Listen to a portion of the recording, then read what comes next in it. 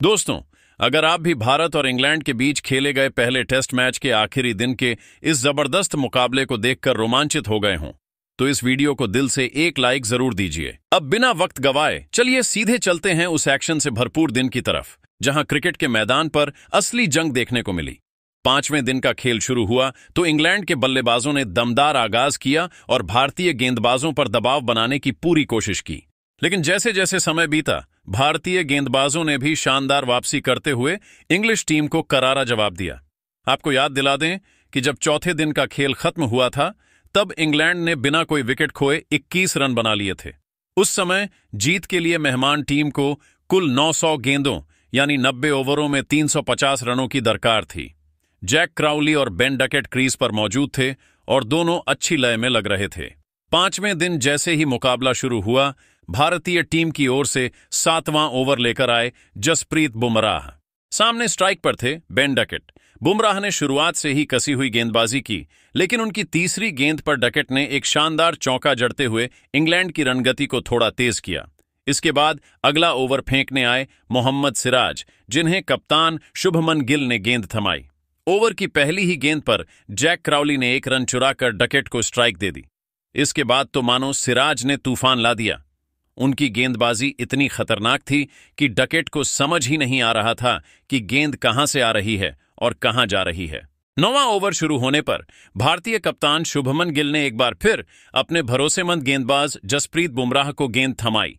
सामने बल्लेबाजी कर रहे थे बेन डकेट, जो अब तक संभल कर खेल रहे थे, लेकिन इस बार बुमराह ने अपनी रफ्तार और सटीक लाइन लेंथ से उन्हें पूरी तरह भ्रमित कर दिया। डकेट ने बेहद सतर्कता के साथ हर गेंद का सामना किया और किसी तरह अपना विकेट बचाए रखा। बुमराह ने इस ओवर में एक भी रन नहीं दिया, यानी ये ओवर पूरी तरह मेडन रहा।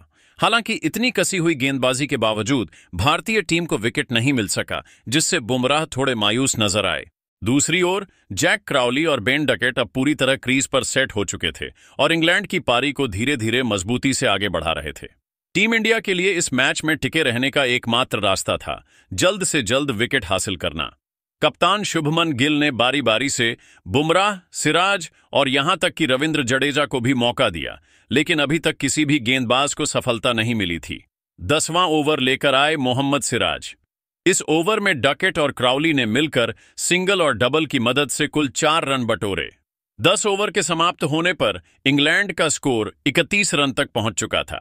टीम इंडिया की ओर से 11वां ओवर फेंकने आए जसप्रीत बुमराह। इस ओवर की शुरुआती 2 गेंदों पर जैक क्राउली पूरी तरह छक गए, लेकिन तीसरी गेंद को उन्होंने लेग साइड की ओर खेल दिया।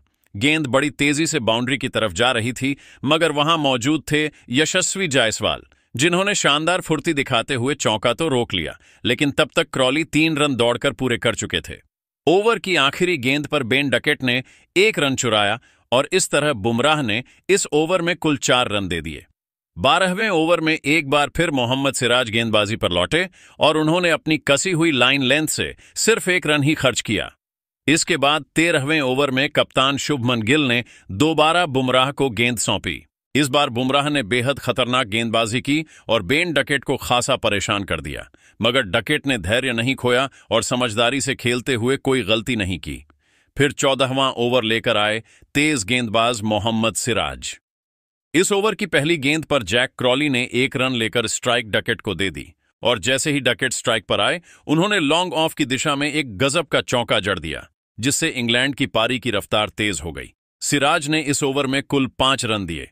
15वें ओवर में कप्तान गिल ने गेंदबाजी में बदलाव करते हुए प्रसिद्ध कृष्णा को आक्रमण पर लगाया, मगर बेन डकेट के तेवर आज कुछ और ही थे। शुरुआत में प्रसिद्ध ने बढ़िया गेंदबाजी की, लेकिन तभी उनकी 5वीं गेंद को डकेट ने लेग साइड की ओर जोरदार चौका मार दिया। इस तरह प्रसिद्ध कृष्णा ने भी अपने पहले ओवर में 5 रन लुटाए।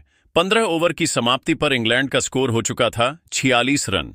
जैक क्राउली और बेन डकेट दोनों ही बल्लेबाज अब पूरी तरह सेट नजर आ रहे थे और टीम इंडिया के लिए मुश्किलें बढ़ती जा रही थीं। दोनों बल्लेबाज अब एक मजबूत साझेदारी की ओर बढ़ते नजर आ रहे थे। वहीं टीम इंडिया को डेस्परेटली एक विकेट की दरकार थी। 16वें ओवर में दोनों बल्लेबाज सिर्फ सिंगल लेकर ही काम चलाते रहे और बड़े शॉट से परहेज करते दिखे। फिर 17वें ओवर में कप्तान शुभमन गिल ने एक बार फिर प्रसिद्ध कृष्णा पर भरोसा जताया और उन्हें गेंद सौंपकर विकेट दिलाने की उम्मीद की, मगर इस ओवर में डकेट ने टीम इंडिया के अरमानों को झटका दे दिया। ओवर की दूसरी गेंद बल्ले से टच भी नहीं हुई, लेकिन मिसफील्ड का फायदा उठाकर गेंद बाउंड्री पार कर गई और इंग्लैंड को 4 रन एक्स्ट्रा मिल गए। इतना ही नहीं, ओवर की आखिरी गेंद पर डकेट ने एक और चौका जड़ दिया। 18वें ओवर में कप्तान गिल ने गेंदबाजी में बदलाव करते हुए शार्दुल ठाकुर को आजमाया, लेकिन बेन डकेट का बल्ला अब पूरी रफ्तार पकड़ चुका था। ओवर की दूसरी गेंद पर उन्होंने जोरदार चौका मारा, जिससे पूरी रणनीति पर पानी फिर गया। तीसरी गेंद पर डकेट ने तेज दौड़कर 1 रन चुराया और आखिरी गेंद पर जैक क्रॉली ने भी एक सिंगल ले लिया। इस तरह शार्दुल ठाकुर ने इस ओवर में कुल 7 रन लुटाए। 18 ओवर की समाप्ति पर इंग्लैंड का स्कोर 63 रनों तक पहुंच गया था। इसके साथ ही दोनों खिलाड़ियों की साझेदारी 50 रन के पार निकल गई थी। अब तक की स्थिति देखकर यही लग रहा था कि मुकाबले का रुख इंग्लैंड की ओर मुड़ रहा है। 19वें ओवर में गेंदबाजी की जिम्मेदारी फिर से प्रसिद्ध कृष्णा को दी गई। स्ट्राइक पर थे जैक क्रॉली। इस बार कृष्णा ने कसी हुई गेंदबाजी की और शुरू की 4 गेंदों में क्रॉली एक भी रन नहीं बना सके। 5वीं गेंद पर जैक क्रॉली ने 1 रन लेते हुए स्ट्राइक बेन डकेट को थमा दी। डकेट ने आते ही आक्रामक तेवर दिखाए और एक शानदार चौका झड़कर इंग्लैंड के स्कोर को और रफ्तार दी।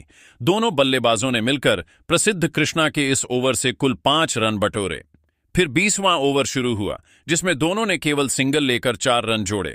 इस ओवर की समाप्ति पर इंग्लैंड का स्कोर 72 रनों तक पहुंच गया था और डकेट धीरे धीरे अपनी हाफ सेंचुरी के करीब पहुंच रहे थे।